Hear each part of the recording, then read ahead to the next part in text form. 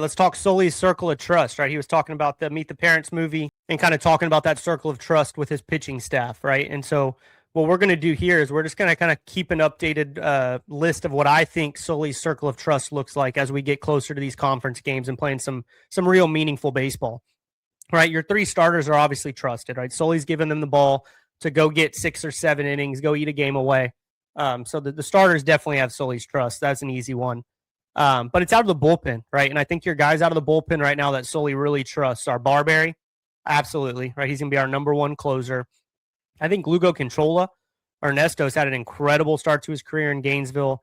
You saw Sully talking about we're going to throw him Friday. So you'd likely see Liam into Ernesto into Barberry, which is a pretty nasty 3 pitchers that any team's going to have to face on a weekend game.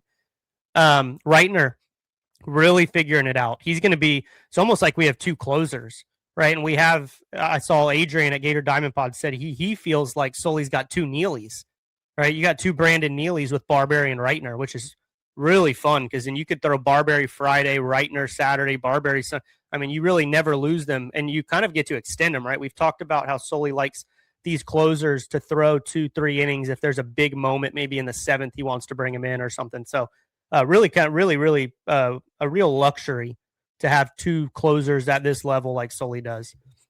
Ricky Reith, right, the Notre Dame transfer, has been pitching out of his mind so far this year, been eating innings, kind of like more of an extended bullpen arm if our starter doesn't go as long as we want him to. So Reith is absolutely in the circle of trust. Skylar Sanford in that circle of trust. I think even Sully said it in a postgame, maybe over the weekend, maybe Tuesday, something like that. But Sully loves watching this kid. Right? He's a kid we're going to see big innings out of. Caden McDonald. Caden McDonald's ERA might not necessarily show it, but we've talked about it in past videos. He's coming in with big leads. I'm just asking you to throw strikes. Right? I don't care if you give up a couple runs. If we have a 7-run lead, don't walk guys. Fill up the zone. Just attack hitters, and that sometimes results in some runs. So I think Sully's happy with everything he's seen out of Caden McDonald so far, and it shows you how much he trusts him as a pitcher that we haven't seen him hit as much as maybe we thought he would. I was expecting him to be way more of a 2-way player this year, and to have only gotten maybe 4 or 5 at-bats out of him. Right? I think he's got 1 start.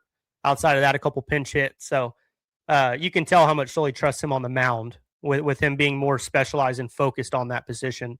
Russell Sandifer, when he's healthy, man, and I think he is now, he's back. He's absolutely in that circle of trust. And then McNeely, right? I think he is in Sully's circle of trust, but he's got to show us something a little more.